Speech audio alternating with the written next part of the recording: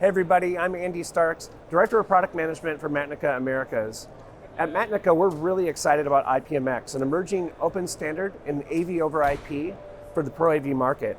At ISE this year, we're showing the MPA 1000 Launch Kit, the quickest way for ODMs and OEMs to develop products for the new emerging standard.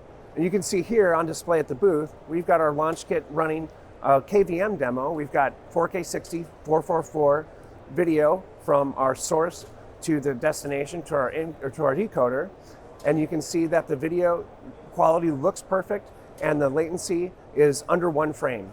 And you can see over here we've got our software-only implementation that's demonstrating an encoder on a standard laptop, very low latency, streaming directly to our hardware decoder. All of this on display at ISE 2022, and thanks for watching.